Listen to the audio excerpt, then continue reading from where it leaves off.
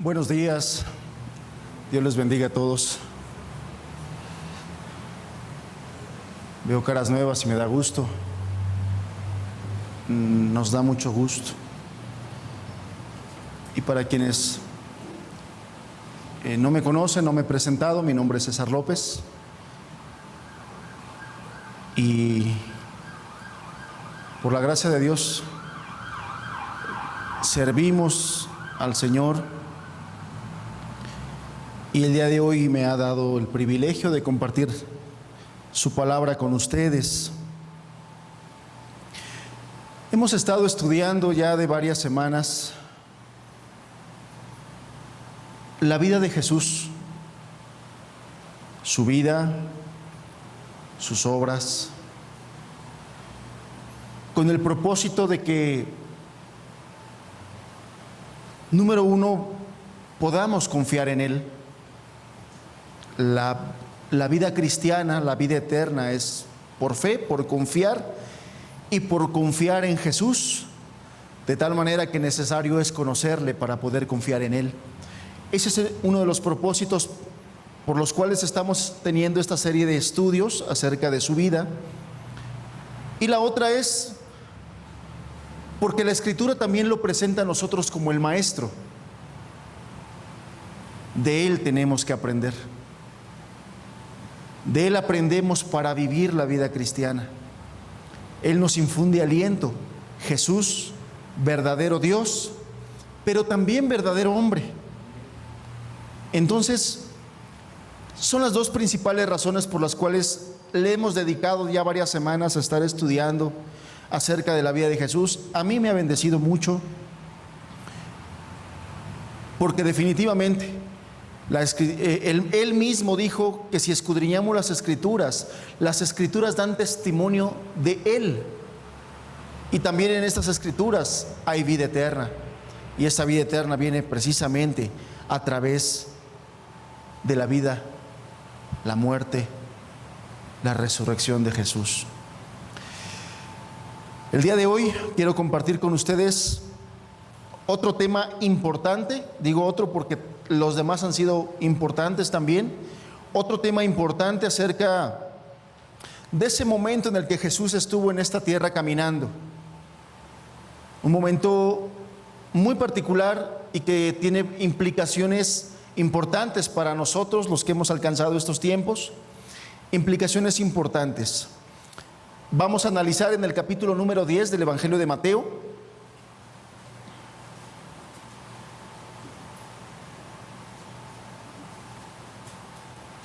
Los primeros 4 versículos del capítulo número 10.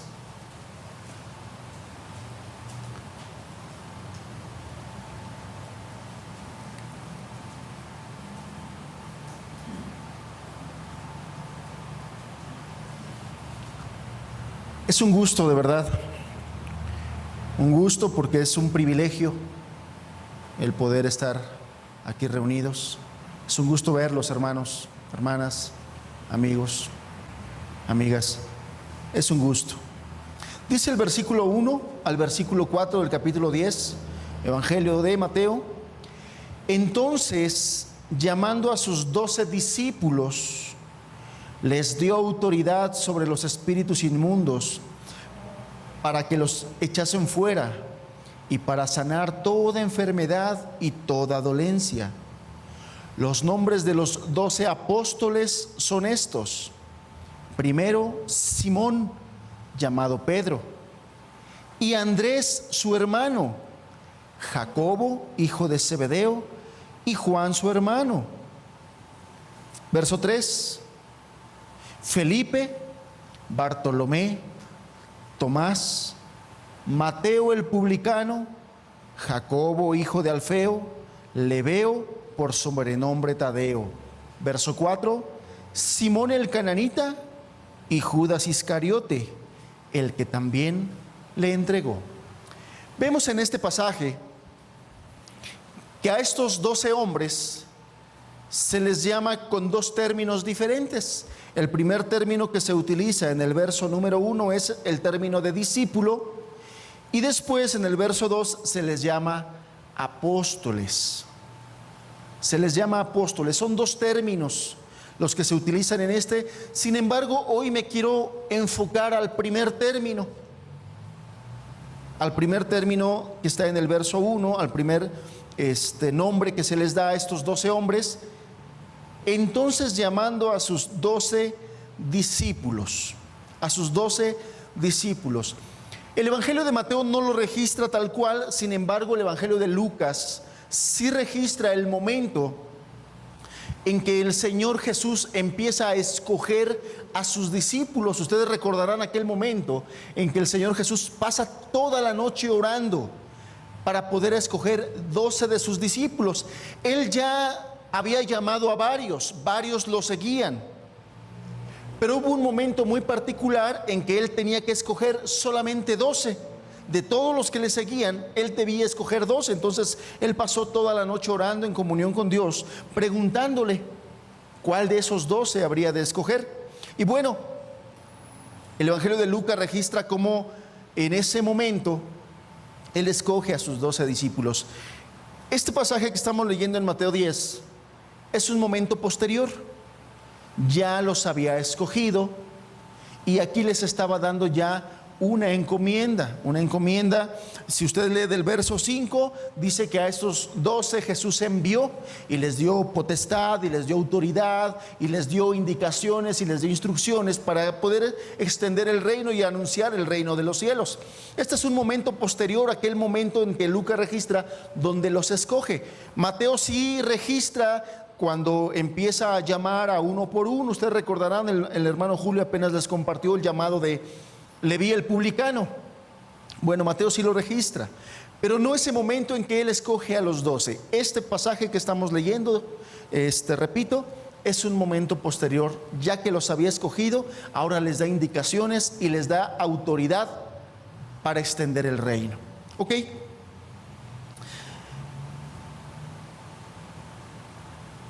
Este asunto de escoger ayudantes, de escoger discípulos, que es una fase anterior a ser apóstoles. Cabe decir que al día de hoy ya no hay apóstoles, ya no puede haber apóstoles, porque claramente la Escritura pone ciertos requisitos para ser un apóstol, y entre algunos de ellos es haber sido testigos de la vida y obra del Señor Jesús. Entonces, al día de hoy ya ninguno de nosotros, seres vivientes, puede ser testigo, porque el Señor Jesús ya no está aquí en la tierra, está en el cielo. Entonces, falsamente al día de hoy, muchos lugares todavía llaman a sus líderes apóstoles. Bíblicamente eso ya no es posible, pero sí se puede ser discípulo. Sí se puede ser discípulo. Entonces, esto de los discípulos, de llamar discípulos, es una parte muy importante del reino de los cielos. Es una parte muy importante del Evangelio. Es una parte muy importante del reino de Dios. Es una parte muy importante de la obra de Jesucristo. Muy importante. Por eso es que el día de hoy quiero compartir con ustedes este aspecto, este asunto, porque para Él es muy importante como parte de su obra para la salvación de los hombres. Dios utiliza medios, Dios utiliza instrumentos. Aunque Dios es todopoderoso y Él podría hacer la obra solo sin la ayuda de nadie, porque Él es Dios, Él en su infinita gracia, en su infinita misericordia, Él da la oportunidad al ser humano de poder utilizar nuestra vida y los talentos y habilidades que Él nos da para poder servirle. Amados, quizás ahorita eso en nuestra mente no le demos el peso que debiéramos de darle, porque esto es algo que solamente su gracia puede hacer, que solamente el amor y la misericordia de Dios puede hacer. ¿Por qué? Porque como lo vamos a ver ahorita, esta gente a la cual el Señor Jesús escogió era gente común, era gente pecadora, era gente muy sencilla. No vino a escoger de lo mejor de la tierra, de lo mejor de los hombres, para que le sirviesen, no, como lo vamos a ver ahorita. Vino a escoger de lo necio de este mundo, de lo vil y de lo menospreciado. Bien, antes de entrar de lleno, vamos a pedir la ayuda de Dios, ¿vale? Voy a hacer una oración pidiéndole a Dios su ayuda, porque la necesitamos. Padre, bendito seas. Bendecimos tu gran nombre, Señor. Grande es tu misericordia. Grande en verdad, Señor. Padre, que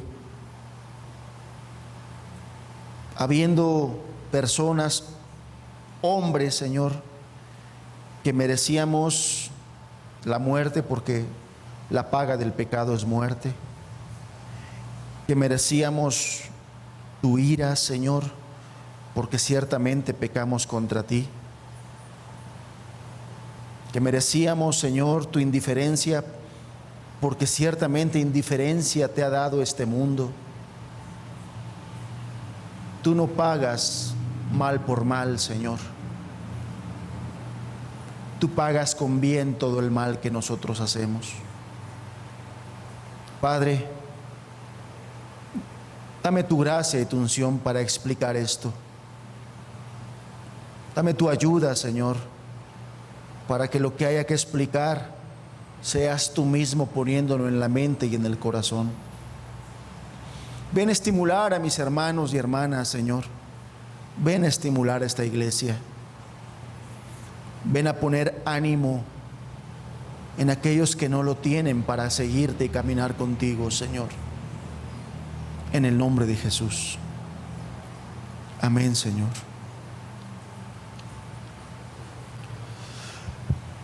Semanas anteriores se han estado revisando temas como Dios es un Dios personal, el llamado de Mateo.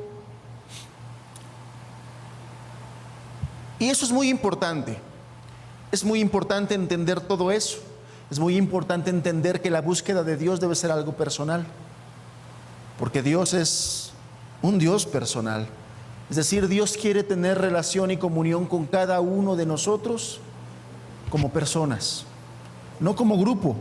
Aunque sí viene, sí nos ayuda, sí nos bendice, pero quiere tener una relación personal.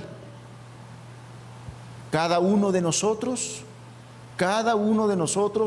podemos relacionarnos con Dios. Dios quiere que cada uno de nosotros nos relacionemos con Él.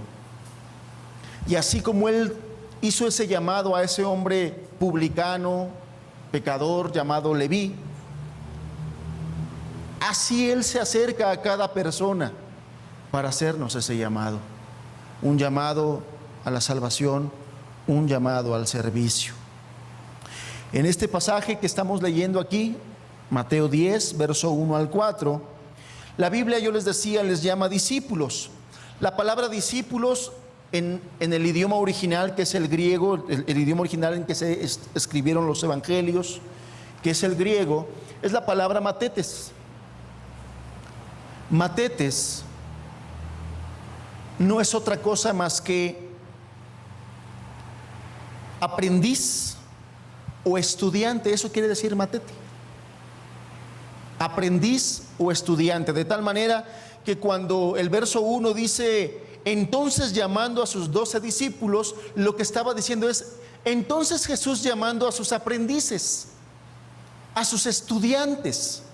Él había escogido un grupo de personas a los cuales les estaba enseñando, y esta gente estaba aprendiendo, eran aprendices. ¿Qué estaban aprendiendo? Imagínese usted, caminando con el Hijo de Dios, escuchando al Hijo de Dios, mirando al Hijo de Dios. Muchas cosas, sin duda alguna, estaban aprendiendo del Hijo de Dios. Por eso también le llamaban ellos maestro. Varios de ellos le llamaban maestro, o más bien todos estos discípulos le llamaban maestro. Algunos que no caminaban con él, pero que sabían de la autoridad de Jesús y que de alguna manera habían escuchado algunas de sus enseñanzas, pero que no le seguían como estas personas, le llamaban rabí, ¿no? Que era el término que se les daba a los maestros judíos, a los que enseñaban la ley de Moisés. Bueno, matetes, aprendiz, discípulo, eso es lo que eran estos hombres. Pero bueno, aquí cabe la pregunta importante, o las preguntas importantes. ¿Quiénes eran estos hombres? ¿Quiénes eran estos hombres? ¿Qué tenían de especial estos hombres por lo cual Jesús se fijó en ellos y los escogió? ¿Por qué Jesús los llamó a ellos?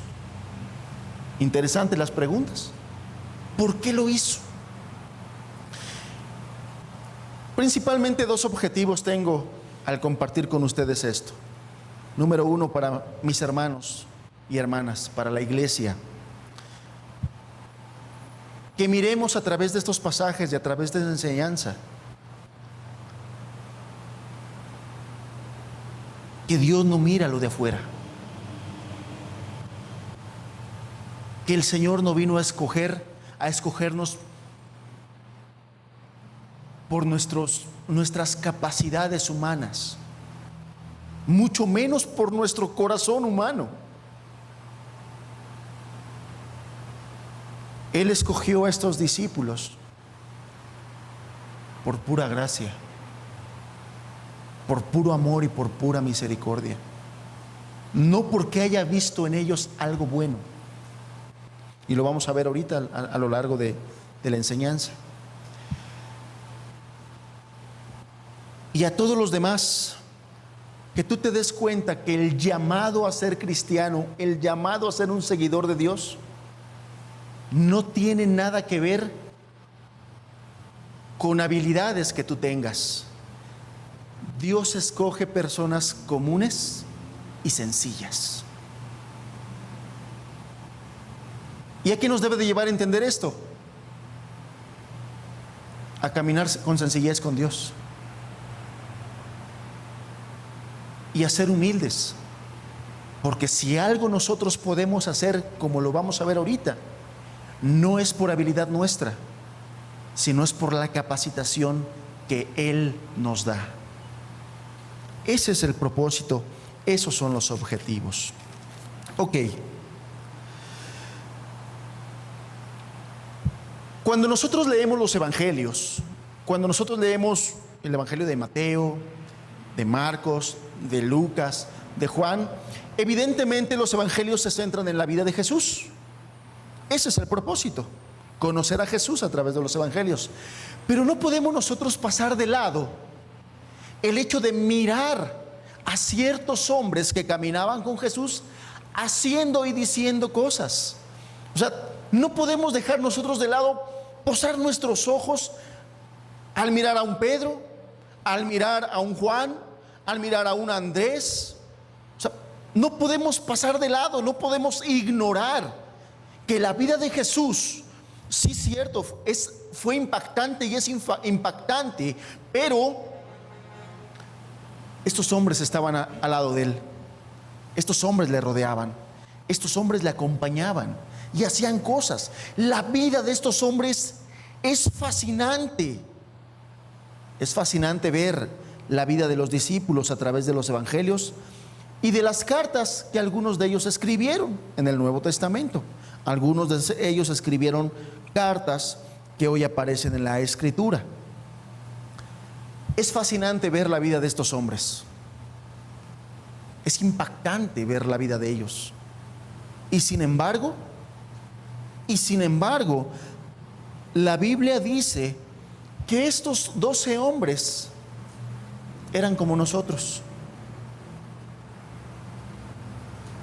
Eran quizás como personas que nosotros conocemos. Podemos ver la vida de ellos y podemos identificarnos con ellos, porque fueron hombres reales.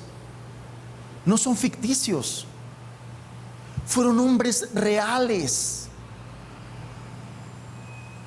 Y en ciertas religiones los ponen en un lugar tan inalcanzable para los hombres, porque era San Mateo, porque era San Juditas, porque era San... Y los ponen en un lugar donde dicen, no, esos hombres, no, eran...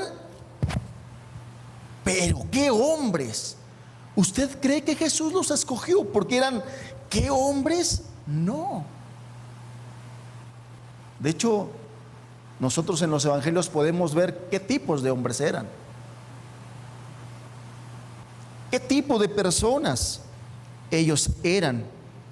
Fueron reales, nos podemos identificar con ellos, y a través de los evangelios nosotros podemos detectar sus defectos y debilidades. Podemos ver nosotros en los evangelios sus triunfos. Podemos ver nosotros a través de los evangelios sus rasgos de carácter. En los evangelios nosotros podemos conocer a estas personas, podemos saber cómo eran. En algunos pasajes podemos inclusive percibir cómo pensaban y qué sentían. Y en muchos momentos podemos identificarnos con ellos. Son personas cuyas vidas llaman la atención cuando nosotros los leemos en el evangelio. No podemos pasar de lado eso. Otra vez, para tenerlo claro, quiero que leamos sus nombres. En el verso 2, los nombres de los 12 apóstoles son: primero, Simón, llamado Pedro, y Andrés, su hermano. Eran hermanos, ¿no? Pedro y Andrés eran hermanos. Jacobo, hijo de Zebedeo, y Juan, su hermano. Otra vez, había otros 2 hermanos, Jacobo y Juan, su hermano. Felipe, Bartolomé, Tomás, Mateo el publicano, Jacobo, hijo de Alfeo, Lebeo y por sobrenombre Tadeo, Simón el cananita y Judas Iscariote, el que también le entregó. Sus nombres aparecen aquí. Muchas de sus actividades, yo le decía, de sus defectos y debilidades, de sus triunfos y de sus rasgos de carácter, aparecen aquí, en los evangelios. Aquí están. Y sin embargo, aunque nosotros nos fascinamos con su vida y los leemos y nos emocionamos, y algunos de ellos los admiramos y de otros decimos, híjole, aquí sí la regó. Sin embargo, ellos eran en todo sentido personas, hombres comunes. En todo sentido, ellos eran hombres comunes. No tenían nada en especial, no tenían nada en particular, eran comunes. A eso me refiero con comunes. No había algo en especial que dijo Dios desde arriba, mira, por allá hay un hombre que se llama Simón y ese brilla por sus cualidades. No. Comunes, con todo respeto, como los que estamos aquí. Gente sencilla, gente que tiene de alguna manera su vida, hacemos esto, hacemos lo otro, pero somos gente sencilla. Así eran ellos. Ninguno de estos 12 que acabamos de leer sus nombres, ninguno de estos 12 era conocido por su gran conocimiento. No eran unos hombres superdotados en sabiduría y conocimiento. Ninguno de estos hombres eran grandes oradores profesionales, ni teólogos mucho menos reconocidos. Ninguno de ellos tenía esta cualidad. No eran ni siquiera los más apegados a las cosas de Dios o a la religión. Ninguno de ellos. ¿O usted recuerda que alguno de ellos el Señor Jesús lo escogió cuando estaba quizás enseñando en la sinagoga, ya con varios discípulos? De hecho, 2 de aquí ya eran discípulos de Juan el Bautista. Pero antes de eso, Antes de eso habían llevado otra vida. Ninguno de ellos eran los más apegados a las cosas de Dios. Ninguno de ellos eran los más apegados ni siquiera a su religión, ni siquiera a su religión judía. No sobresalían por talentos naturales, ni habilidades intelectuales. Y usted puede empezar, si ha leído los evangelios, seguramente usted conoce dónde encontró a Pedro, dónde encontró a Andrés, dónde encontró a Juan, dónde encontró a Jacobo, dónde encontró a Mateo, o sea, dónde encontró a cada uno de esos hombres. Ninguno de ellos sobresalían en ninguno de estos talentos o habilidades naturales. Ninguno de ellos sobresalían por ser los grandes intelectuales. Ninguno de ellos sobresalían por su gran conocimiento de filosofía o de teología. No tenían nada en especial. Es más, de hecho, ellos tenían muchos defectos. Muchos defectos. Eran susceptibles a fallar. Eran susceptibles a equivocarse. Sí, estamos hablando de este hombre llamado Pedro, Andrés, Jacobo, Zebedeo, Juan su hermano, Felipe, Bartolomé, Tomás, Mateo, Jacobo, Simón el cananita y Judas Iscariote. De ellos estamos hablando. Eran susceptibles a fallar y a equivocarse. Eran susceptibles a tener actitudes equivocadas. Eran susceptibles a que en algún momento les faltara la fe. Eran susceptibles a tener amargos fracasos. Usted recuerda aquel momento en que estaba el joven endemoniado y tuvo que venir Jesús y dice: maestro, es que nosotros no podemos. Y Jesús se indignó, les dijo: generación incrédula. Tuvieron amargos fracasos. Eran hombres del cual el mejor ejemplo que tenemos, eran hombres comunes, del cual el mejor ejemplo que tenemos era su líder, llamado Pedro. Ustedes recuerdan y han leído la vida de Pedro a través de los evangelios. Lentos para aprender, además. ¿Cuánto tiempo más tendré que estar con vosotros?, les decía Jesús. ¿Sí o no? Eran lentos para aprender.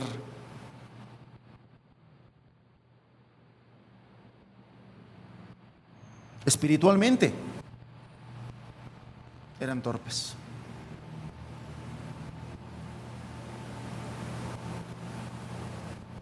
Uno de ellos era un ex celote. ¿Quiénes eran los celotes?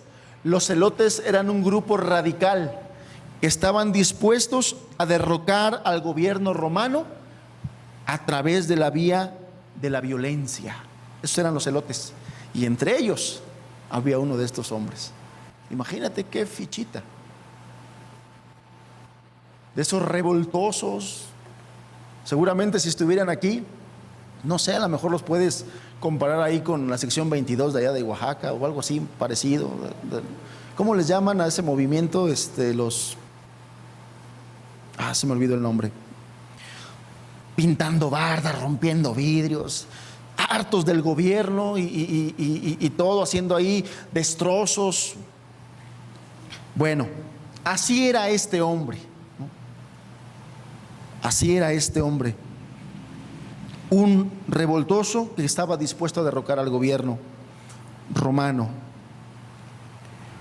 Otro de ellos, del cual ya el hermano Julio les habló, era un reclutador de impuestos, un hombre lleno de avaricia, considerado por los de su propia sangre como un terrible traidor a la patria, Mateo, porque se vendió al gobierno romano para extorsionar a su propio pueblo.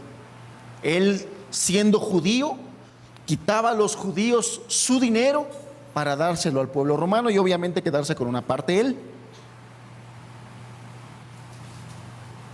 4 de ellos, posiblemente 7, eran pescadores sencillos y los otros seguramente comerciantes o artesanos. La mayoría de ellos eran galileos. Y ya te imaginarás la famita que tenían los galileos, porque por ahí en la escritura nosotros encontramos una expresión: ¿de Galilea puede salir algo bueno? O sea, ya te imaginarás algo así como que ¿de Tepito puede salir algo bueno? Más o menos era la expresión y la comparación, ¿no? O sea, era la fama de aquel lugar. Y así se expresaron de ellos. Otros decían: estos son del vulgo. ¿Cuál era el vulgo? Era el estrato social más bajo. ¿Cuál era el estrato entre los judíos? ¿Cuál era el estrato social más alto? Pues el de los sacerdotes, los fariseos y todo lo que tenía que ver con eso, porque en aquellos tiempos el asunto de gobierno estaba muy apegado al asunto de la cuestión religiosa. Entonces el estrato más alto era el sumo sacerdote, eran los fariseos. El estrato más bajo eran los del vulgo. Y de ese estrato precisamente salieron estos hombres. Ahí fue Jesús a escoger a estos hombres. Del vulgo, de Galilea. Galilea era una ciudad conocida por la agricultura, por la pesca y el comercio, y Galilea se convirtió como el centro de operaciones de Jesús y su equipo. Ahí, en el lugar más afectado y más necesitado por la situación de la oscuridad espiritual que había. Ahí Jesús quiso poner su centro de operaciones, su cuartel general, vamos a llamarlo así, en Galilea. Sin embargo, y a pesar de todas sus fallas y debilidades de carácter, como hombres comunes que eran, fueron llamados y seleccionados personalmente por Jesús. ¿Se da cuenta de esto? Hace rato yo les decía, a veces no le damos el peso a este llamado que Jesús hace, pero le acabo de describir a este tipo de hombres. Si usted hubiese llegado, no sé, ya iniciada la enseñanza, y usted hubiera escuchado solamente cuando yo estaba dando los calificativos de hombres: se equivocan, lentos para aprender, torpes espirituales, un revoltoso excelote, un traidor a la patria, pescadores sencillos, y vaya, digo, yo no sé si usted, seguramente sí, estamos muy cerca del puerto de Veracruz, pero el ambiente en los puertos es un ambiente muy pesado, de inmoralidad, de maldad, de pecado. Hace poco platicaba con un hermano, había dos hermanos, un hermano que es de Veracruz y otro hermano que conoce muy bien, ya ha vivido mucho tiempo en Cancún.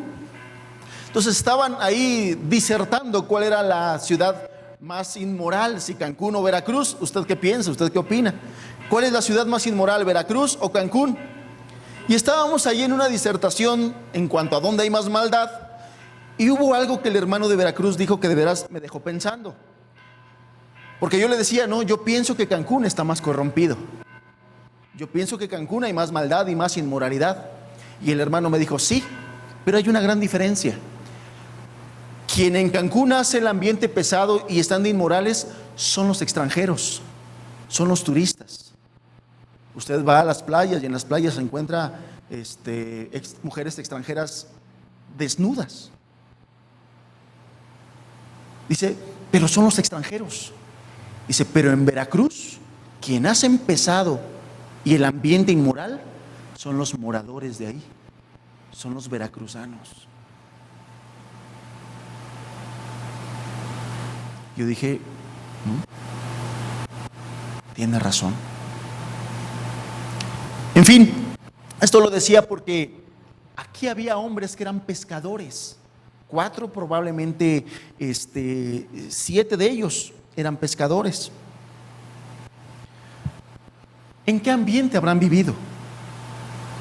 ¿Con qué personas se habrán relacionado? Usted recordará aquel momento en que Jesús estaba predicando, compartiéndole a las personas, y era tal la multitud que había ahí, que hubo un momento en que ya le apretaban, y entonces Jesús se subió a la barca de un pescador, y sucedió que ese pescador se llamaba Simón, y le dijo: hazme allá para allá tantito para poderles yo compartir y que no me estén aquí apretando tanto y poder tener libertad. Y sí, Pedro hizo para allá la barca. Después de que Jesús terminó de compartir, le dice: ahora te acompaño. Ya Pedro y sus compañeros estaban ya lavando sus redes y las estaban recogiendo, porque toda la noche estuvieron intentando pescar, toda la noche, y no pescaron nada. Y Jesús sabía eso. Jesús sabía eso, y después de terminar el sermón le dice: vamos para allá, vamos a pescar. Y Pedro le dice: ay, maestro, toda la noche estuvimos tratando y no pescamos absolutamente nada. Pero acababa de escuchar el mensaje de Jesús y dijo: pero en tu nombre lo echaré. Echan sus redes, una enorme pesca, de tal manera que las barcas casi se hundían. Cuando Pedro entendió quién era el que estaba ahí, le dijo: apártate de mí, porque soy hombre pecador. Además de pescador, era pecador. Y es que el ambiente en el que ellos vivían y se desarrollaban era eso, era un ambiente de pecado. Galilea era, yo no sé si usted lo ve así o lo conozca así, pero las ciudades donde tienen mayor comercio, mayor afluencia de turismo, mayores atracciones, son lugares donde mayor corrupción e inmoralidad hay. Ahí vivía esta gente. Ahí vivía esta gente, y a pesar de todas sus fallas, debilidades y pecados, el Señor los escogió de manera personal. Uno por uno los llamó. ¿Quién mejor que Él para conocerlos? ¿Quién mejor que Jesús para saber cuáles eran todos y cada uno de sus pecados? ¿Cuáles eran todas y cada una de sus debilidades? ¿Cuáles eran todos y cada una de sus escaseces en carácter? ¿Quién mejor que su Creador, que los conoce?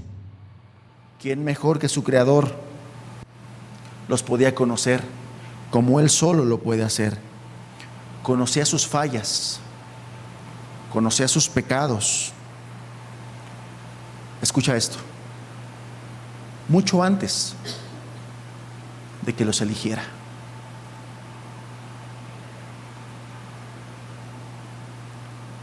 Es decir, Jesús sabía qué tipo de personas eran. Jesús no necesitaba que Pedro le dijera: soy pecador. No necesitaba. Jesús lo sabía. Jesús sabía que Pedro era pecador. Jesús sabía que Leví era un traidor. Jesús sabía en qué cosas estaban metidos todos y cada uno de esos 12 hombres. Jesús sabía qué pensamientos, intenciones y qué tipo de corazón más corrompido tenía cada uno de ellos. Jesús sabía de su indiferencia a las cosas eternas. Jesús lo sabía mucho antes de que Él los eligiera, de que Él los llamara. Jesús conoce nuestra vida, nuestros pensamientos y nuestras más profundas intenciones, mucho antes siquiera que nosotros lo pensemos. ¿Crees que el Señor te trajo a escuchar su palabra porque ve en ti algo bueno? No. De hecho, te trajo porque sabe que le necesitas mucho.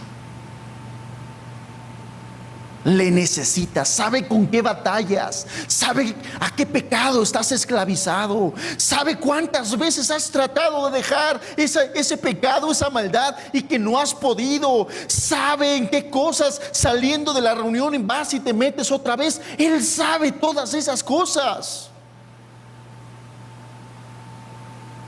Y aún así te sigue estimulando a venir y te dice: ven, en mí hay vida eterna, ven, escucha la palabra, porque la fe viene por el oír y el oír la palabra de Dios. Necesitas fe y para tener fe necesitas escuchar su palabra.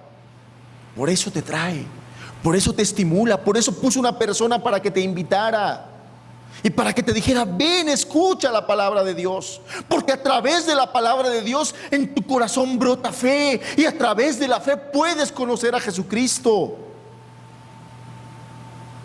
quien tiene poder para hacer lo que hizo con estos hombres. Lo puede hacer contigo y lo puede hacer conmigo.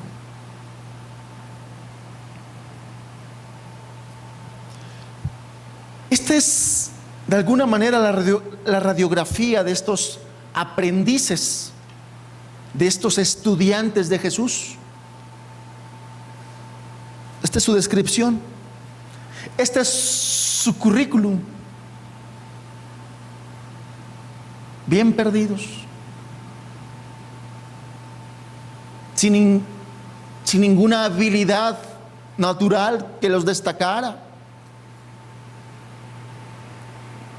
sin ningún conocimiento grande que sobresaliera como para que Jesús se interesara por eso en ellos.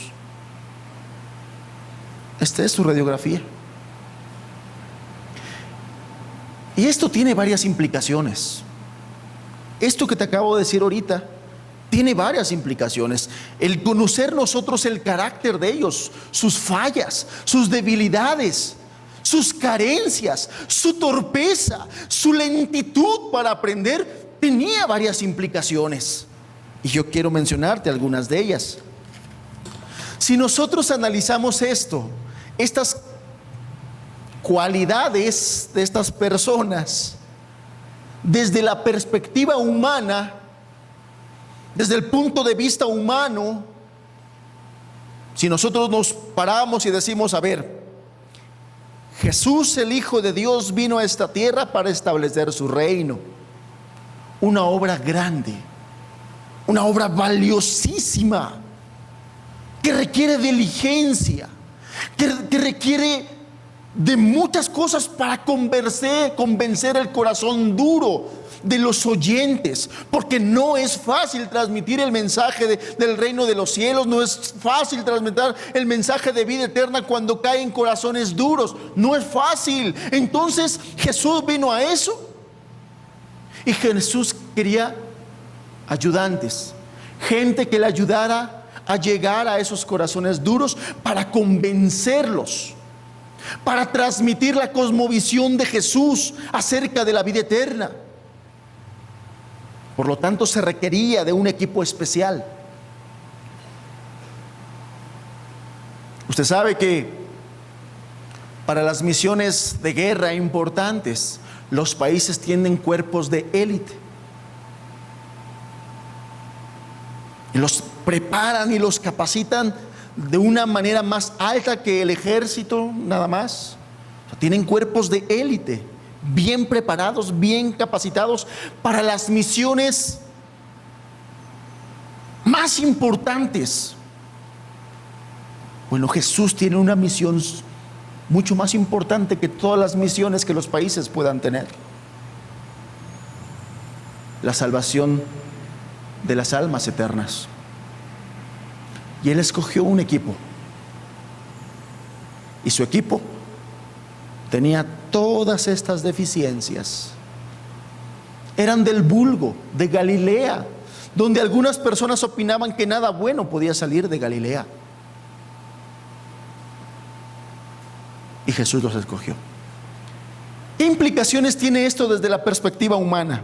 Ok, la propagación del evangelio y el establecimiento de la iglesia dependería de estos 12 hombres comunes. La propagación del evangelio y el establecimiento de la iglesia, de su iglesia, de la cual Jesús dijo: las puertas del Hades no prevalecerán contra ella. Imagínense la magnitud del poder de esa iglesia. Bueno, desde la perspectiva humana, esa iglesia, el establecimiento de esa iglesia iba a depender de estos 12 hombres, con muchas deficiencias, con muchas carencias, con muchas limitaciones, con muchas. Iba a depender de estos 12 hombres comunes, cuyas características más notables era su condición de hombres sencillos. No tenían más. Su característica más notable era su sencillez como personas comunes.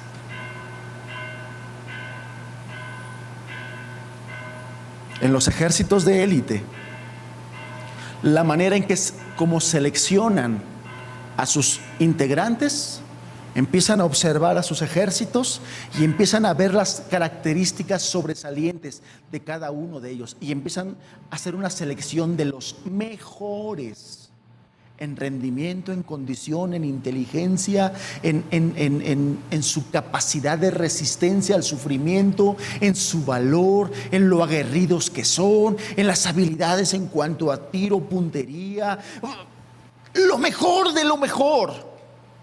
Eso es el cuerpo de élite de los ejércitos terrenales, lo mejor de lo mejor.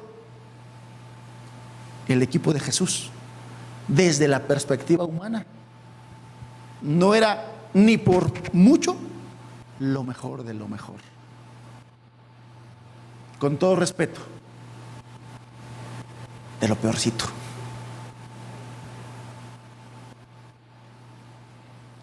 Revoltosos, traidores, pescadores, de lo peorcito. De lo peorcito.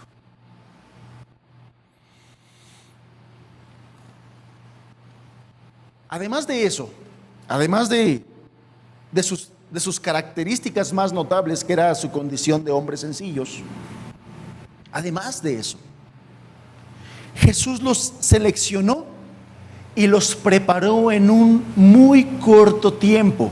Su discipulado y preparación, su enseñanza duró muy corto tiempo. La mayoría de los intelectuales y de los estudiosos concuerdan en que el ministerio terrenal del Señor Jesús duró aproximadamente 3 años. Pero no fue a los 3 años, cuando inició Jesús su ministerio, que inmediatamente escogió a sus discípulos. De hecho, pasó poco más de 1 año que Jesús estuvo haciendo la obra solo. De tal manera que la capacitación y la preparación y enseñanza de este cuerpo de ayudantes del Señor Jesús para extender el reino duró poquito más de 1 año y medio. Eso fue lo que duró la capacitación, el adiestramiento, vamos a llamarlo así, la enseñanza y preparación de los discípulos, poquito más de 1 año y medio. Si usted pregunta en algún seminario terrenal cuánto cuesta una licenciatura en teología, por lo menos 3 años. Entonces estos se aventaron un curso rápido. La mitad de lo que actualmente dura una licenciatura, por lo menos 3 años. Poquito más de 1 año y medio ellos estuvieron con Jesús aprendiendo. Poquito más. Entonces eso también, ante la perspectiva humana, repito, la perspectiva humana, muy poco tiempo de preparación. Y a eso súmele que no eran los mejores. No era lo mejor de lo mejor. Poquito tiempo. Les enseñó la escritura, les enseñó teología, les enseñó a vivir una vida piadosa con el ejemplo, y con el ejemplo también les enseñó la importancia de la oración. les enseñó a perdonar y les enseñó a servirse mutuamente con humildad. A eso les enseñó. También les dio una intensiva instrucción moral. En esto consistía la preparación de los discípulos. Ese poquito más de año y medio, esto fue lo que Jesús les enseñó. Fue un breve pero intenso programa. Muy breve pero intenso.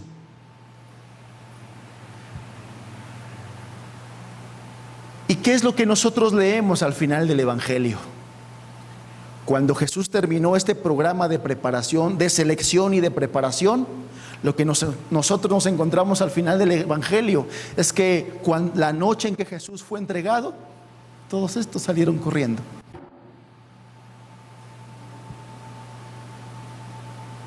Todos estos se echaron a correr.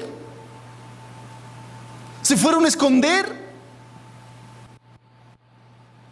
Ante la perspectiva humana, ¿qué podríamos decir? Este programa fracasó. Mira, poco más de año y medio donde Jesús ahí personalmente les enseñó, les dijo que tienen que ser valientes, que el reino de los cielos es de los que son valientes, que tienen que aprender a perdonar, que Él iba a dar su vida por el reino de los cielos. Y el día en que Él fue entregado, sus discípulos salieron corriendo.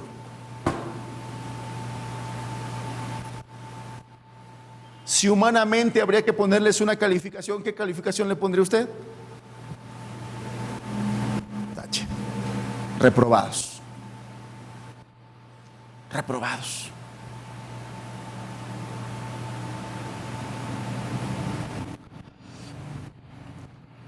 A nuestros ojos, el programa de capacitación de Jesús para establecer un equipo que se encargue de extender el reino, fracasó. De hecho, desde el principio, la estrategia de Jesús parecía riesgosa, ¿sí o no? Pues ¿a quién empezó a escoger? O sea, quizás otra vez humanamente hablando, insisto en esto porque estamos dando la perspectiva humana. Humanamente hablando, nos acercaríamos con Jesús y le diríamos, pues es que desde el principio la regaste, mira quién escogiste. Hubieras agarrado pues, a este que ya sabe teología, que es un maestro de la ley. Ya te hubieras agarrado a este otro que valiente es. Te hubieras agarrado a este que, pues por lo menos que saben leer y escribir. Agarraste estos del vulgo. Desde el principio de la estrategia, esto ya parecía riesgoso. Ustedes recuerden, inclusive cuando Jesús resucitó, dice que fue ahí se encontró a unos discípulos que iban camino a Emaús y que les preguntó Jesús, estos no lo reconocieron porque estaba en un cuerpo que ellos no lo reconocieron. ¿Por qué están tristes?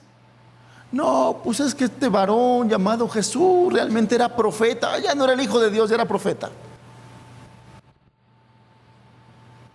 Y después entra ahí a ese lugar donde estaban todos los discípulos encerrados, todos amedrentados, así como que van a venir los judíos, nos van a buscar, quién sabe qué nos van a hacer, todos amedrentados. Si al maestro lo mataron, imagínate qué nos van a hacer a nosotros. Todos llenos de temor, todos llenos de desconfianza, todos llenos de incredulidad. Ya se acabó esto, de balde hicimos esto, hubiéramos seguido ahí pescando.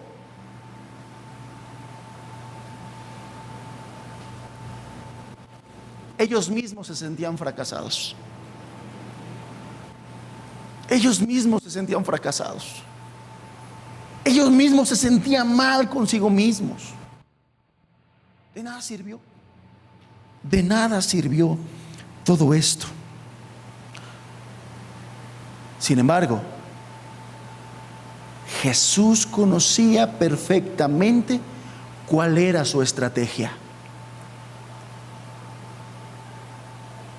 Al Señor no se le van las cosas de la mano. El Señor tiene el control de todas las cosas. Él conoce todo. y tiene el control de todo. Y aunque a nuestros ojos humanos, no, esto salió mal, no, yo pensé que esto, Dios me iba a ayudar en esto, es que tú no sabes lo que Dios está pensando, tú no sabes lo que Dios está preparando, tú no sabes para lo cual Dios te quiere usar, tú no sabes lo que Dios puede hacer de ti. Porque los pensamientos de Dios no son nuestros pensamientos, sus pensamientos son mucho más altos. Y a veces nosotros menospreciamos lo que Dios puede hacer a través de nosotros. Jesús conocía su estrategia. ¿Y sabe cuál era su estrategia? ¿Sabe cuál era el plan perfecto de Dios al haber escogido a estos hombres comunes, sencillos? Su estrategia no dependía de lo que estos hombres eran, de lo que estos hombres supieran, de lo que estos hombres tuvieran, de sus capacidades, de sus habilidades. Su estrategia no dependía de estos 12 hombres. Ellos solamente iban a ser instrumentos en la mano del Señor, pero no dependía, la estrategia no dependía de las habilidades que tuvieran estos hombres, no dependía del conocimiento que tuvieran ellos, no dependía de las habilidades naturales que tuvieran o intelectuales, no dependía de eso. La estrategia del Señor dependía del Espíritu Santo en la vida de estos hombres.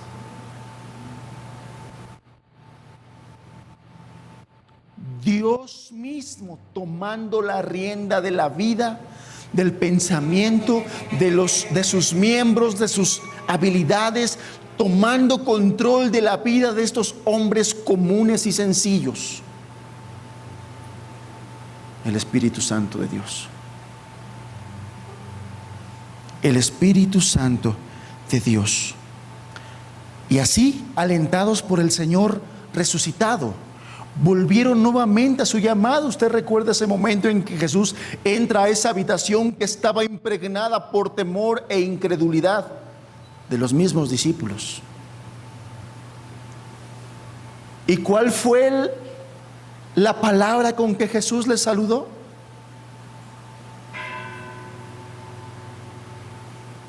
Paz a vosotros. ¿Qué palabra? Cuando esos discípulos se sentían fracasados, cuando esos discípulos pensaron que le habían fallado a su Señor, cuando estos discípulos sentían haber traicionado a su Señor, porque en el momento en que los necesitaba, el pensamiento de ellos, porque lo fueron a apresar, Judas lo traicionó, quizás ellos decían: ¿por qué no lo defendimos? ¿Por qué no dimos nuestra vida por él en ese momento? ¿Por qué no hicimos las cosas que teníamos que hacer? Ellos mismos se sentían fracasados. Te fallamos, Señor, quizás decían en su pensamiento. Te fallé, te fallé, te fallé. Y viene Jesús y le dice: paz a vosotros. ¿Sabe qué le estaba diciendo? No te sientas así, porque no estaba yo esperando de tus capacidades humanas. No estaba yo confiado en tus capacidades humanas. No estaba yo confiado en que así vas a tener valor. No estaba yo confiado en tu humanidad. Ten descanso. Paz a ti. Paz a vosotros. Descansen. ¿Qué momento? ¿Qué momento tan especial? ¿Cuántas veces, amados hermanos y hermanas, nosotros nos sentimos así? Que le hemos fallado, que no hemos dado, como dice la expresión coloquial, que no hemos dado el ancho, que no hemos dado la medida. Porque sabemos lo que Dios espera de nosotros. Y a lo mejor tenemos ahí el estándar de lo que Dios espera de nosotros. Pero qué error más grande querer llenar ese estándar con nuestras capacidades humanas, olvidando cuán limitados estamos como humanos que somos.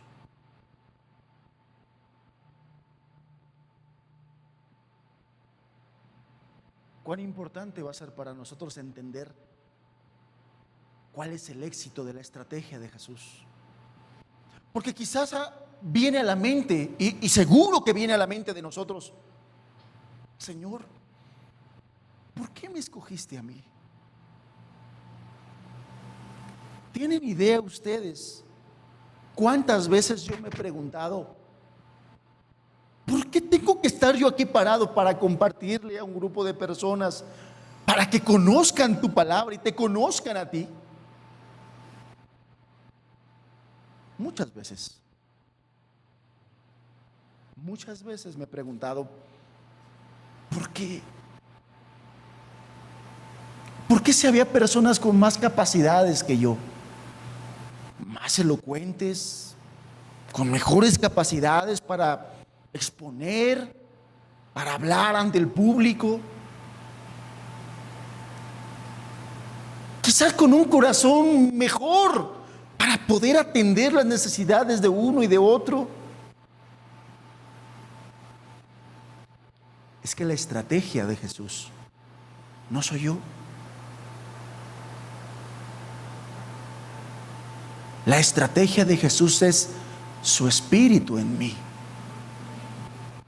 La estrategia de Jesús es su espíritu en ti, hermana, en ti, hermano.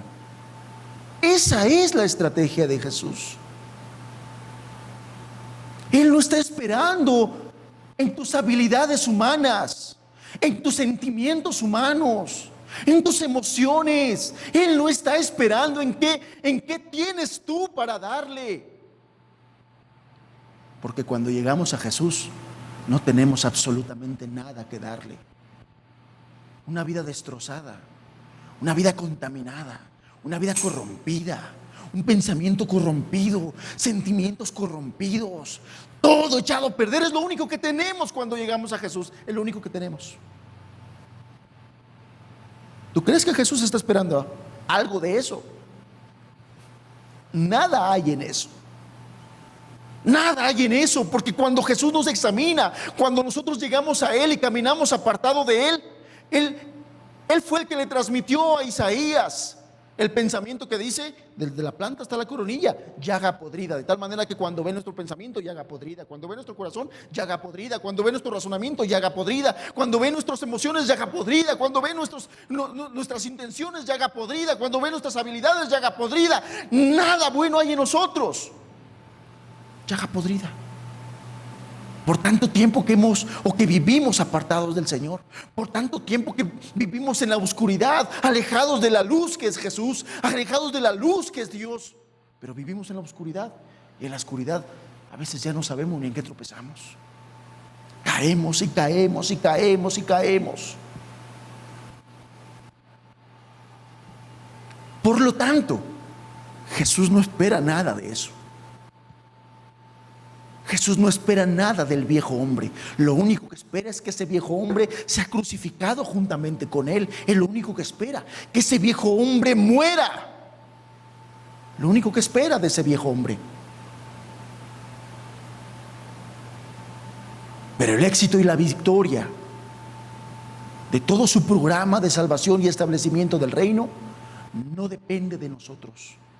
Depende de que su Espíritu Santo venga a nuestras vidas y nos use, y nos transforme, y nos capacite. Y Él lo hace. Y Él lo hace. De tal manera que, alentados y animados nuevamente por el Señor resucitado, estos 12 hombres que fallaron, nuevamente regresaron a su llamado. Y cuando recibieron el poder del Espíritu Santo, entonces sí, asumieron valientemente la tarea para la cual fueron llamados y escogidos, cuando fueron llenos del Espíritu Santo. Asumieron la tarea para la cual fueron llamados, desde el principio hasta el fin. Valientemente cada uno de ellos dio su vida, llenos del Espíritu. Antes de eso salieron corriendo. Ni siquiera los buscaban a ellos. Dice el proverbio, ¿no? El que es incrédulo, el necio, sale corriendo sin que nadie lo persiga.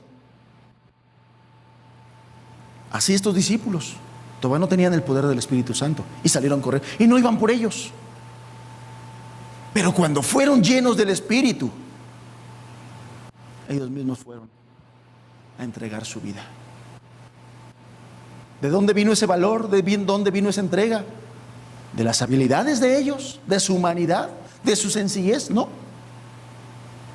De lo que Dios les dio cuando los llenó.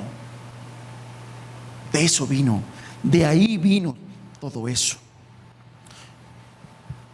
Tan es así que el trabajo de esos 12 hombres comunes, llenos del Espíritu Santo, permanece hasta el día de hoy. Usted y yo hoy estamos hablando de ellos, aprendiendo de ellos. No sé usted, pero yo muy bendecido por la vida de ellos. Muy bendecido por la vida de ellos. Su obra continúa hasta el día de hoy. Ellos son la prueba viviente que la fuerza de Dios se hace perfecta en la debilidad. Ellos son ese ejemplo. En la vida de ellos nosotros nos podemos dar cuenta cómo Dios se perfecciona en la debilidad. Mejor ejemplo no tenemos. Ahora bien, esto que hablamos ahorita fue desde la perspectiva humana. Desde la perspectiva de Dios, desde la perspectiva divina, el éxito final, como lo dije ahorita, en realidad depende del Espíritu Santo de Dios. Por lo tanto, la misión no podía fallar. Hasta el día de hoy permanece. Hasta el día de hoy en los corazones de muchos, esta misión está ferviente, está viva. Por lo cual, y precisamente porque entonces esta misión no dependía de las habilidades humanas, entonces la gloria solamente es para Dios. Solamente es para Él. Porque ¿qué gloria le podemos dar a Pedro? Era el líder y lo negó 3 veces. ¿Qué gloria podemos darle a los hombres? Estos hombres solamente fueron instrumentos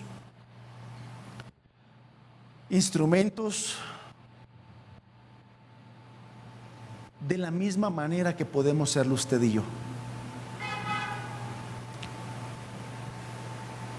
¿Cuántas veces nosotros menospreciamos a Dios por ignorancia de lo que Él puede hacer en nosotros? Esto sí creo que es una realidad. ¿Cuántas personas el día de hoy ignoran lo que Dios es capaz de hacer en ellos y a través de ellos? El apóstol Juan, veo aquí varios hombres jóvenes. El apóstol Juan fue uno de estos 12 llamados en su juventud. Era el más joven de todos los 12 que escogió Juan. Varias características hay de este joven discípulo. Era el más joven, era el discípulo más amado por Jesús. ¿Por qué? No lo sé. Quizás su juventud enternecía al maestro. No sabes, varón joven, lo que Dios es capaz de hacer en ti y a través de ti. Yo te invito a que revises la historia, no solamente la Escritura. En la Escritura aprendemos de estos 12 hombres, pero en la historia podemos aprender de otros que en su juventud conocieron a Dios y Dios, llenándolos de su Espíritu, hizo tremendas cosas a través de ellos. Conoce la vida de Juan Wesley, conoce la vida de Carlos Wesley, conoce la vida de hombres llamados como Jim Elliot, conoce la vida de John Patton, conoce la vida de varios hombres como Breiner, que en su juventud conocieron al Señor y Dios hizo proezas a través de ellos. No ellos, Dios a través de ellos. Y ellos nunca se imaginaron lo que Dios era capaz de hacer a través de ellos. Cuánta ignorancia hay el día de hoy de lo que Dios es capaz de hacer a través de una vida, a través de una persona. Dios puede utilizarte para cambiar la historia de tu vida, para cambiar la historia de tu familia. Dios puede utilizar para transformar y romper con la maldición que por muchas generaciones ha perseguido a tu familia. Acuérdate de tu abuelo, acuérdate de tus padres, mira a tu familia, qué maldición ha venido generación tras generación. Pleitos, divorcios, hijos malcriados, perdidos, drogadictos, alcohólicos. Y Dios puede utilizarte para romper con esa cadena de maldición. Si tú le conoces, si tú te llenas de su espíritu y empiezas una nueva vida, Dios transforma. Él transforma. Si como venía la inercia de tu generación en tu familia, y si nosotros valoramos otra vez ante la perspectiva humana, como lo hicimos a la perspectiva de estos discípulos, el plan de Dios, si nosotros ante la perspectiva humana analizamos cómo va a ser tu familia, no es tan difícil si nosotros conocemos el pasado. Sin Dios podemos saber cómo va a ser el futuro. Y no porque seamos magos o adivinos. Si el matrimonio de tus bisabuelos ha estado destruido y no buscaron a Dios, el matrimonio de tus abuelos está destruido porque no buscaron a Dios. Y si tus abuelos no buscaron a Dios, puedes ver cómo el matrimonio de tus padres está destruido porque no buscaron a Dios. Y ahí puedes encontrar respuesta de por qué hoy tu vida también está destruida, porque no buscaste a Dios. Y si tú hoy no buscas a Dios, puedes pensar que tus hijos van a estar destruidos porque no buscaste a Dios. No es muy difícil. No es muy difícil. De hecho, hay estudios que se han hecho en retrospectiva, analizando la vida de los antepasados, cómo viene. Desgracia tras desgracia, tras desgracia, tras desgracia.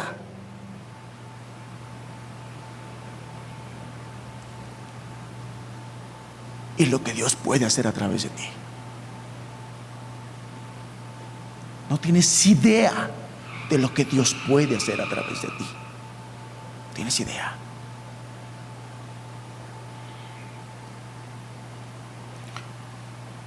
Porque desde la perspectiva divina, el éxito de final no depende ni de ti ni de mí.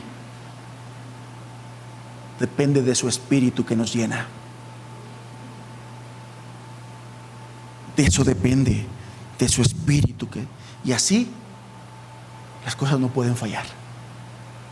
No pueden fallar. Porque Dios es fiel. Porque aunque ahorita veas que las cosas no están fáciles, ¿tú qué crees que pasó en el pensamiento de estos discípulos cuando estaban agarrando a su maestro, cuando lo estaban azotando ahí en el pretorio, cuando lo estaban crucificando y cuando lo miraron muerto en la cruz? ¿Qué crees tú que pasó en la mente de ellos? Fracasó, no sirvió de nada. Lo que Él nos decía no sirvió de nada. ¿Dónde quedó la palabra que nos dijo que íbamos a extender el reino y que íbamos a hacer muchas cosas? A lo mejor en ese momento, en su pensamiento humano, la incredulidad y el ataque del diablo venía y decía: no sirvió de nada.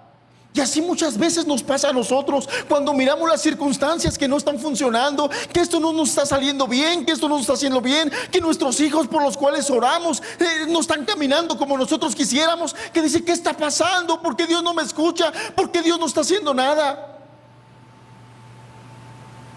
Llenos de su espíritu, la misión no puede fallar. No puede fallar. Llenos de su espíritu, hermanos. No llenos de letra y de conocimiento. No llenos de arrogancia religiosa, diciendo que yo soy cristiano, diciendo que yo estoy en un lugar donde no piden mucho dinero, llenos de su Espíritu. Y la misión no puede fallar, porque no es tu misión ni mi misión, es su reino. Son sus almas, porque escrito está: todas las almas son mías. No puede fallar.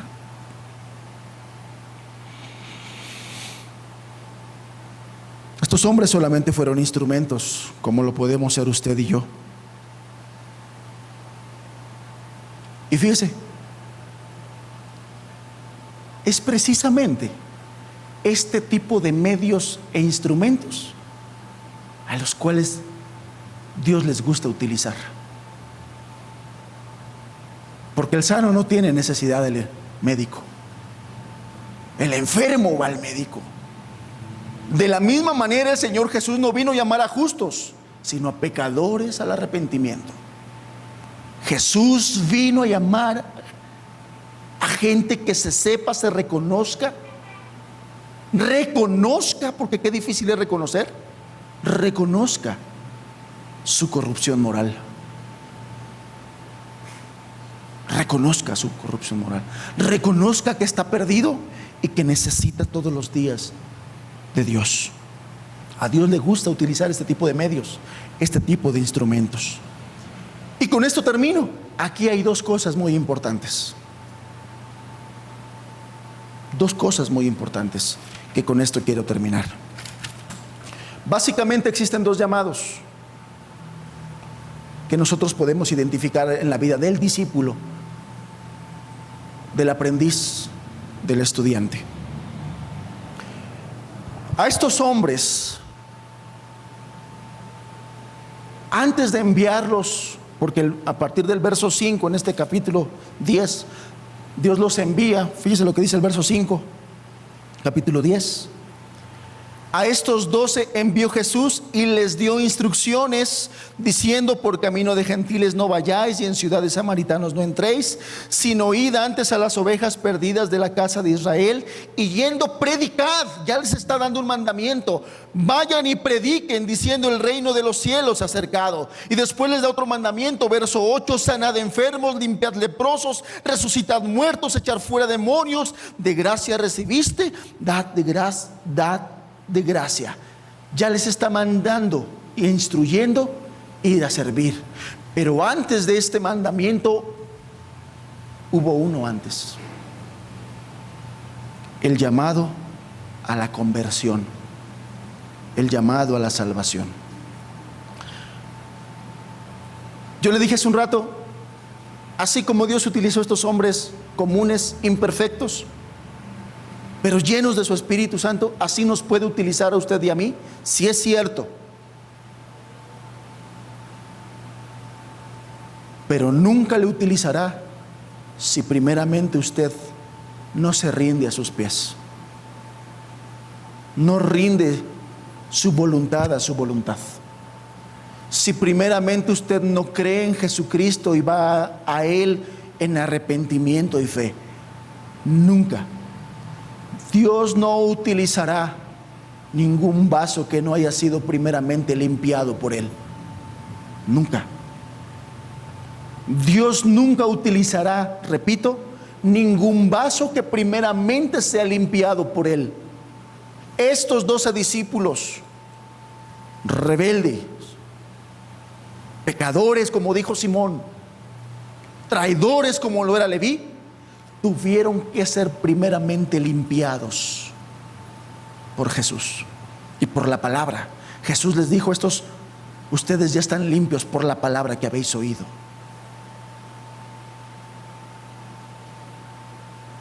El primer llamado es a la salvación. Ellos no podían proclamar salvación de la cual primeramente ellos no fueran participantes. Ellos no podían testificar de una conversión de la cual primeramente ellos no hayan experimentado en su propia vida. Ellos no podían testificar de un poder de Dios que primeramente ellos en su persona no hayan sido testigos para transformar su vida mala, su carácter corrompido y pervertido. Primeramente tenía que haber sido ellos conocedores y experimentar lo que Dios es capaz de hacer en una vida, para entonces sí salir totalmente convencidos firmes de que Dios puede cambiar vidas.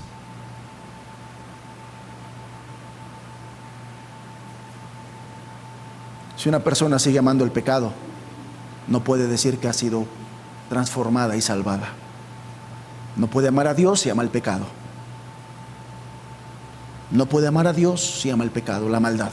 No puede amar a Dios. El trono del corazón del hombre no puede estar dividido, una parte a Dios y otra parte al mundo, otra parte al pecado. El que ama el mundo está en enemistad contra Dios. Primeramente es un llamado al arrepentimiento y a la fe para salvación. Y entonces sí, usted puede ser instrumento en las manos del Señor. Instrumento en las manos del Señor, lleno del Espíritu Santo. No moralizado. Me preocupa tanto que haya personas moralizadas. Ya no peco. Ya no hago esto. Pero ¿dónde está el fruto del Espíritu en tu vida? ¿Dónde está el fruto del Espíritu en tu vida?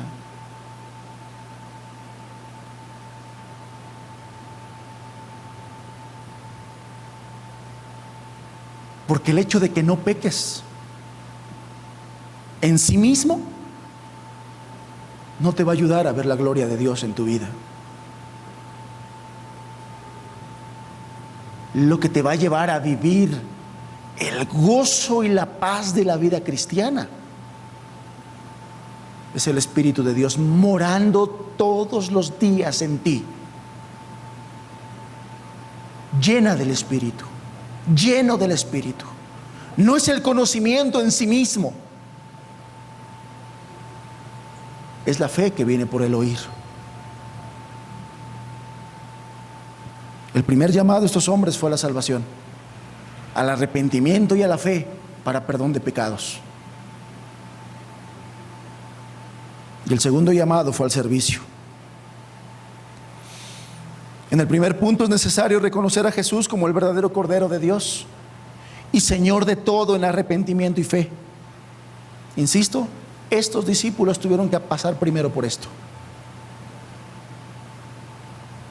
Y después, el llamado al servicio. Y ustedes me dirán si tuvo éxito la estrategia de Jesús. Esos hombres llenos del Espíritu Santo impactaron de tal manera el mundo conocido en aquel tiempo, de tal forma que al día de hoy ha llegado a su influencia, su palabra. ¿Cuántas veces usted ha sido bendecido por las cartas del apóstol Pedro? ¿Cuántas veces hemos sido bendecidos por la carta del apóstol Santiago? ¿Cuántas veces usted ha sido bendecido por el Evangelio de Juan y por las cartas de Juan? Yo le decía hace rato, Dios utilizó un hombre joven, un discípulo joven llamado Juan, amado. Y después a él le dio el Evangelio o la carta o las verdades del futuro, el libro de Apocalipsis, de los cuales el día de hoy los más eruditos todavía dudan en muchas cosas, no le entienden. ¿Qué revelación Dios le dio a este hombre?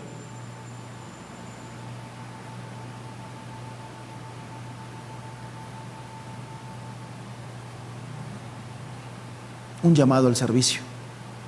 De tal manera, hermanos, hermanas, no solamente nos llamó a la salvación, nos llamó a ser llenos de su Espíritu, y llenos de su Espíritu servirle. Id y predicad. A eso nos llamó también. A eso nos llamó también. Concluyo haciendo una remembranza rápida. Jesús quiere servidores y por lo general le gusta escoger de lo vil y de lo menospreciado. de lo necio de este mundo, para que la gloria sea para Él solamente. Para que la gloria sea para Él solamente. Hombres comunes y corrientes. Él capacita y llena con el Espíritu Santo, que es la clave de la victoria en el establecimiento del reino y en el servicio. La llenura del Espíritu Santo. El primer llamado, obviamente, es a la salvación. Si hemos de proclamar la salvación llenos del Espíritu, habremos de haber participado primeramente de esa salvación, primeramente de ese gozo, y después vivir para servirle. Vivir para servirle. Qué gran noticia es esta, donde habiendo sido nosotros instrumentos de iniquidad y de injusticia, por la gracia y misericordia y el poder de Dios, podemos ser nosotros convertidos en instrumentos de justicia, en instrumentos de amor. Podemos ser transformados en eso. Esto es una gran noticia. Es una gran noticia, es un gran privilegio. Habiendo sido nosotros de lo peor, poder ser considerados en los planes eternos del Señor. Aquí hablamos de Dios, predicamos de Dios, y qué importante es que entendamos que todas estas cosas son cosas que Él puede hacer en nosotros. ¿Qué requiere? Primeramente, quien no está arrepentido, que le busquen arrepentimiento y fe, que reconozca su maldad y que entregue su voluntad personal a la voluntad de Él. Y si Dios te ha bendecido con la bendición de la salvación, hermano, hermana, no puedes rehusar al llamado al servicio, porque el paquete es completo. De hecho, quien de verdad es salvo, yo no dudaría en que de manera inherente empezará a servir al Señor. Más bien dudaría de quien no quiere servir al Señor, dudaría de su salvación. De eso sí dudaría. Porque no puede ser que una persona que ha sido salva no tenga gratitud, pues es la gratitud la que nos lleva a servir a Dios. No por mandato, no por obligación, por pura gratitud. Amén. Amén. Cerremos nuestros ojos, por favor, y meditemos un poquito.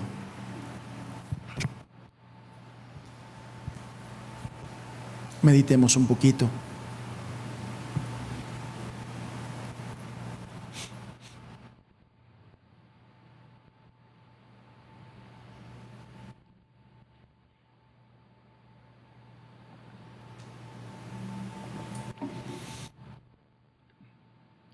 Primeramente tú, hermana, hermano, medita, piensa, por favor, reconoce y dale gracias, hermana, hermano,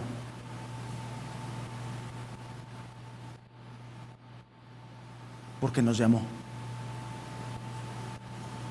porque nos escogió,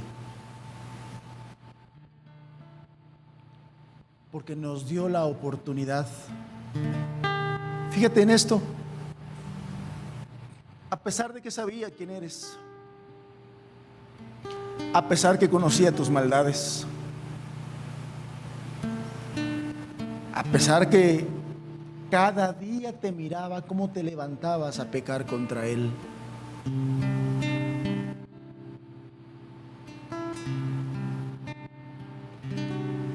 y tuvo compasión y pasó por encima de todo eso y se acercó a ti para llamarte y te dijo: ven y sígueme.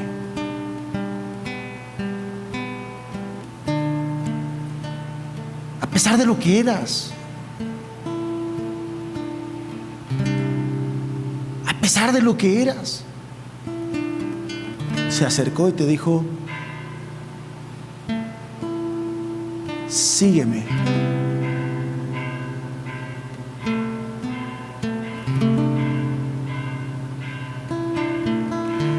Y no solamente eso, sabía que no tenías muchas habilidades, muchos dotes intelectuales. Conocía de nuestra debilidad de carácter. Cuán lentos hemos sido para aprender.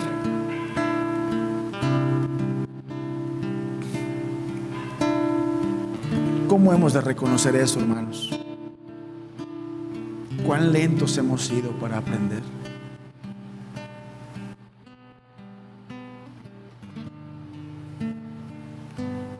Cuán paciente Él ha sido con nosotros. Cuán torpes hemos sido.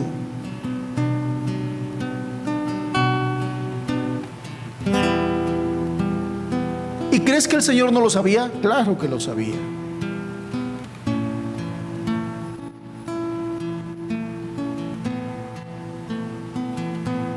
Y cada día quiere exhortarte a través de su palabra, animarte para que crezcamos juntos.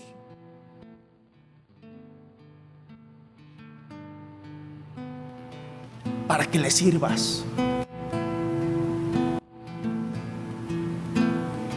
Nos ha enseñado a servir. Cuando estábamos tan llenos de egoísmo,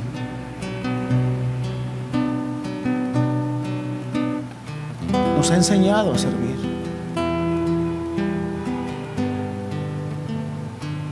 A darnos.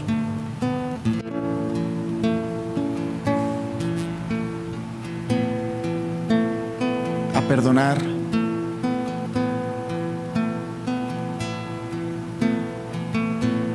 A servirnos con humildad.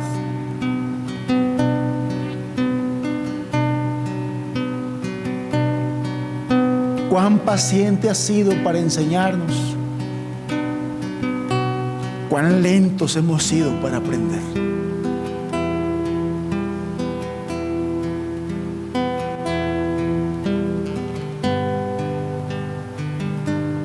Si esto que acabamos de hablar lo traspolamos a esta iglesia de Puebla, hermanos. Hace ratito analizamos la vida de cada uno de los 12 discípulos. Si esto mismo hiciéramos de nosotros, la verdad que ante la perspectiva humana que tiene la obra aquí en Puebla, no tendría muchas esperanzas. ¿De dónde nos sacó? ¿De dónde nos sacó, hermano? ¿De dónde nos sacó, hermana? ¿Quiénes somos tú y yo?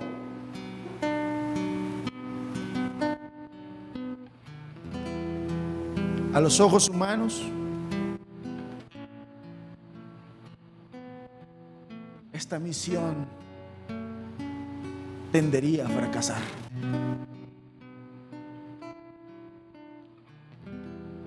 Gloria a Dios que no depende de ti, no depende de mí. Gloria a Dios que está dispuesto a llenarnos, hermana, de su espíritu. Darnos unción, pero la unción no es algo que venga por sí misma. Hay que buscarla. Hay que clamarla.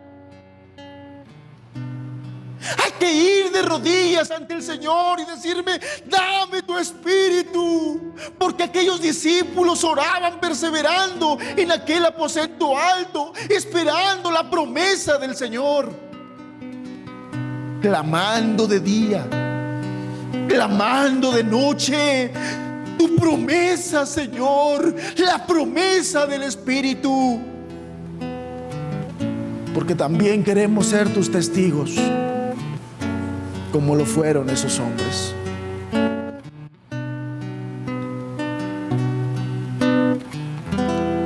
También queremos honrarte, como te honraron esos hombres. que lo mismo que hiciste por ellos, ni más ni menos hiciste por nosotros.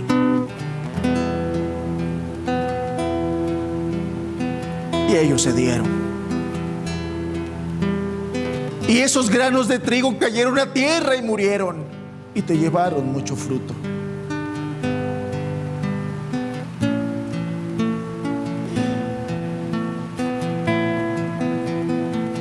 De esos hombres queremos aprender, Señor, para morir cada día a nosotros y que vivas tú en nosotros.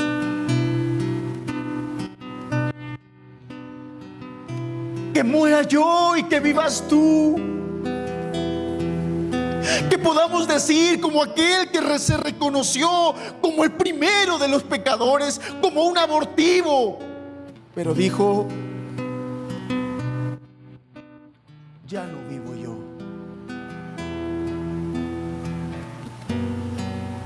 ahora Cristo vive en mí.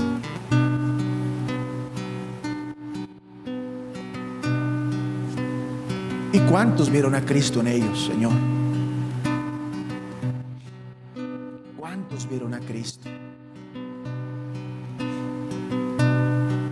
No menosprecies lo que Dios puede hacer a través de ti, hermana, hermano. Dios no te escogió por tus habilidades.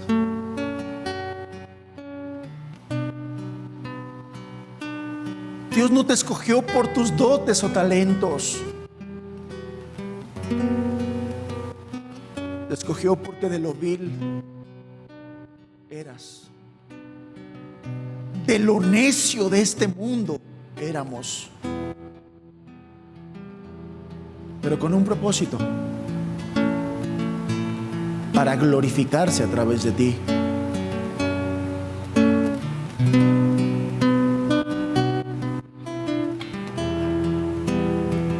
Amigo, amiga, joven, no ignores lo que Dios puede hacer a través de ti.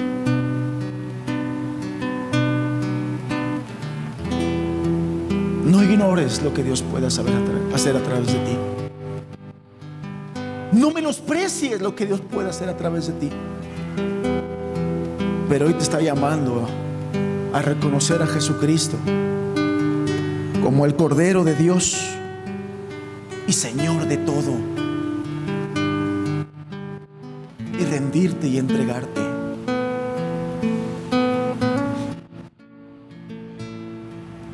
A eso te está llamando. Y verás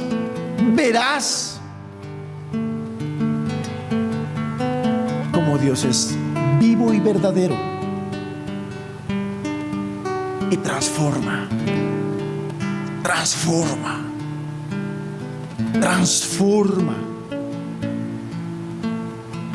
Solo pruébalo. Solo pruébalo.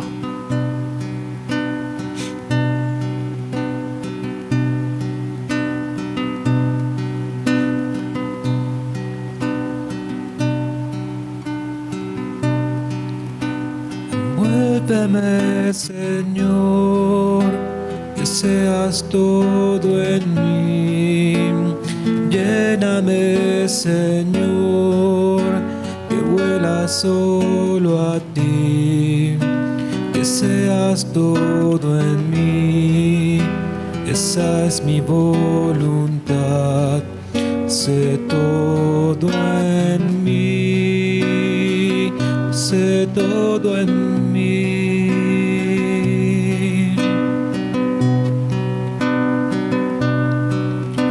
Envuélveme, Señor, que seas todo en mí. Lléname, Señor, que huela solo a ti. Que seas todo en mí, esa es mi voluntad. Sé todo en mí, sé todo en mí. Oh Señor Jesús,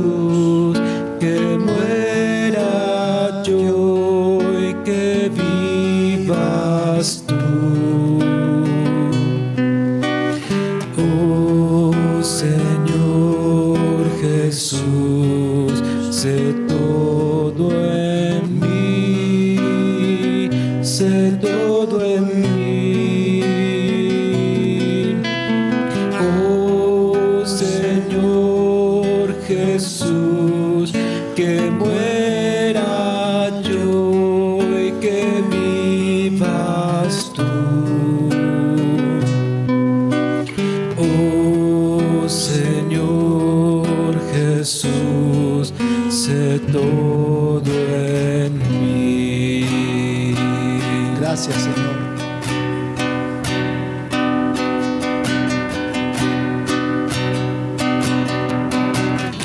Oh Señor Jesús, que muera yo y que vivas tú. Oh Señor Jesús, sé todo en mí, sé todo en mí. Oh Señor Jesús, que muera yo y que vivas tú. Oh Señor Jesús, sé todo en mí.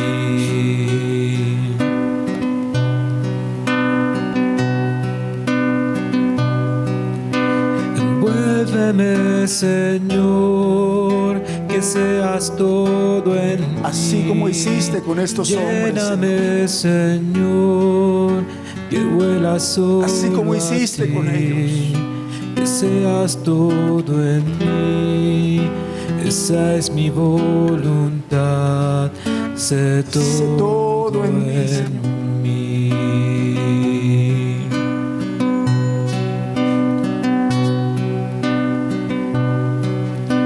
Envuélveme, Señor, que seas ese traidor, todo Mateo. en mí. Lléname, Señor, Lo hiciste un hombre fiel. que vuela solo a ti, que seas todo en mí, esa es mi voluntad, sé todo en mí. A ese hombre, Pedro, inconstante, lo afirmaste, Señor. Incrédulo, lo llenaste de fe.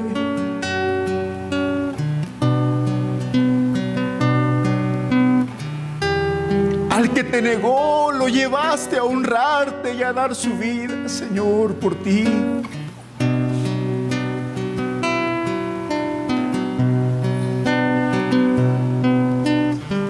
A los del vulgo,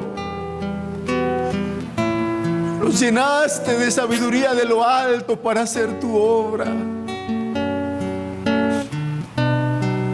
A los de Galilea los hiciste herederos del reino, Señor.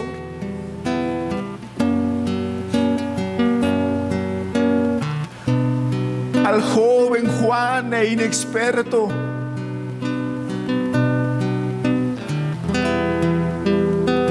lo hiciste profeta de los días venideros.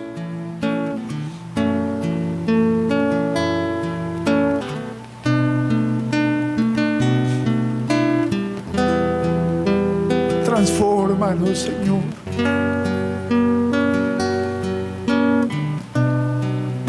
A veces nos sentimos como ellos en aquel cuarto, fracasados, que no te corresponden, que no te llenan la medida, Señor.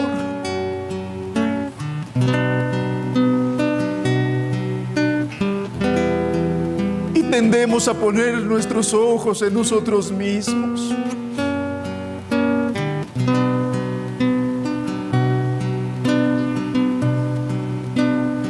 Cuán necesario es que a veces vengas con nosotros y nos digas: paz a vosotros.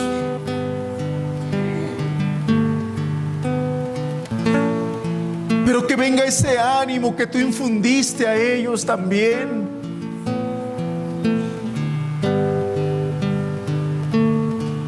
También somos comunes, Señor. También somos comunes. No tenemos nada de especial.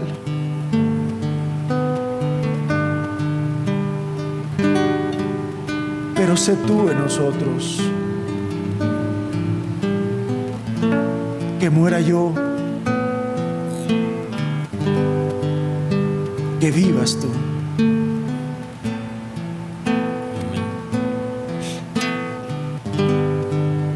Gracias por el privilegio, Señor. Gracias por el privilegio del llamado que tú nos haces. No lo merecemos. No lo merecemos.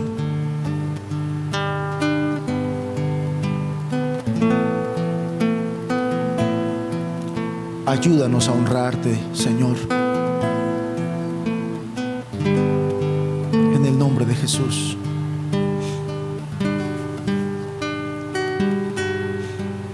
Te invito a que despidamos la reunión con un último canto. Ese último canto que entonamos durante la alabanza. Vamos a entonarlo puestos en pie, por favor. Y nos despedimos con eso.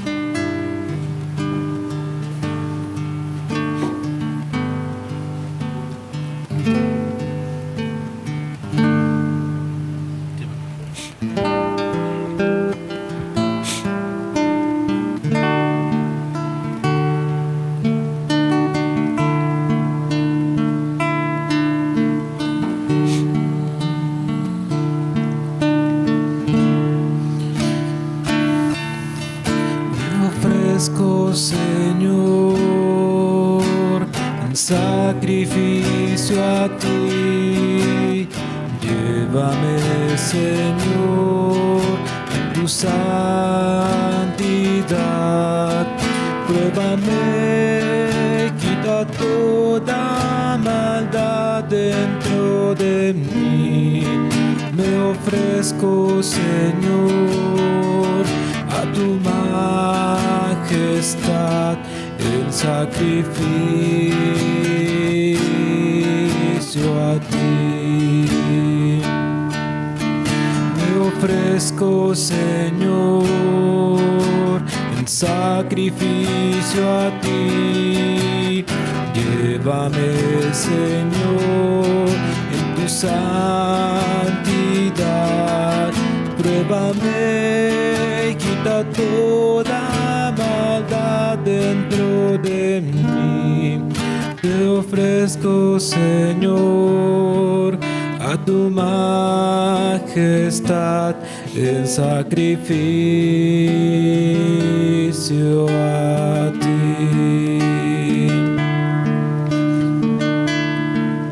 Me ofrezco, Señor, en sacrificio a ti.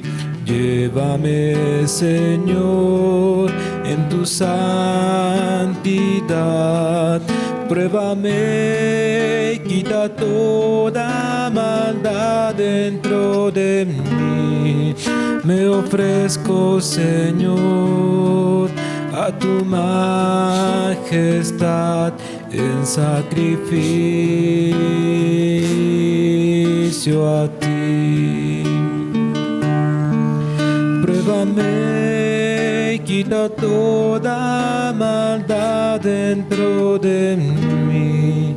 Me ofrezco, Señor, a tu majestad, en sacrificio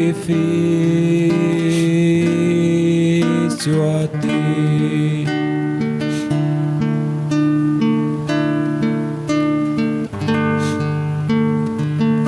Aquí está en la pantalla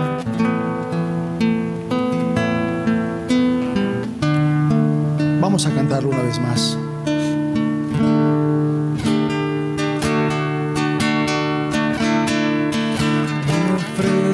Señor, en sacrificio a ti. Llévame, Señor, en tu santidad. Pruébame, quita toda maldad dentro de mí. Me ofrezco, Señor, a tu majestad,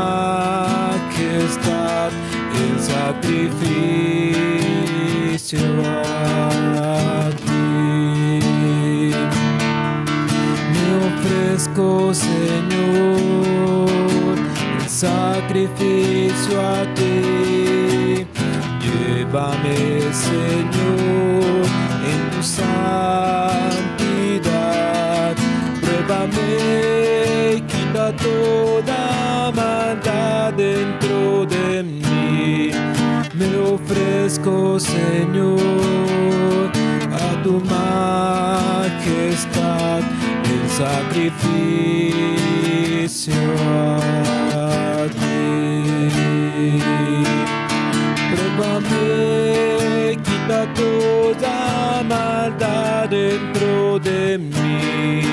Me ofrezco, Señor, a tu majestad, el sacrificio a ti. Pruébame, quita toda maldad dentro de mí. Me ofrezco, Señor, a tu majestad, el sacrificio a ti.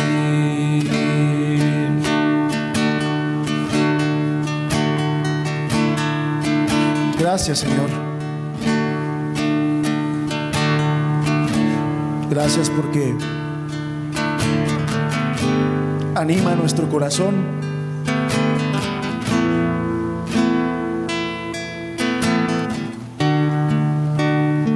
ver tu gracia que nos llama primeramente a la salvación y después a servirte, Señor. Gracias porque entendemos que esta grande obra no depende de mis talentos humanos.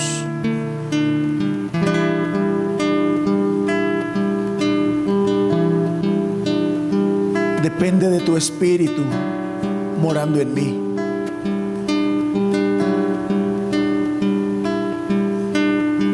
Gracias porque entonces sabemos que la victoria es tuya y que no hay falla en ello, Señor. Animado pues por tu palabra, seguiremos adelante, Señor, a la meta del supremo llamamiento.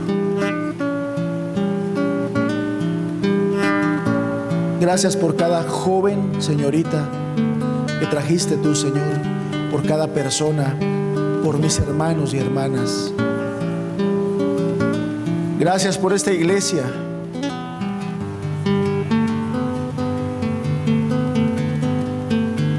que plantó tu diestra y no es obra de hombres.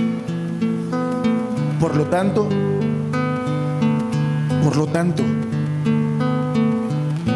sabemos qué propósitos tienes para ella y que la vas a usar, Señor. Bendito seas. Amén, Señor. Amén.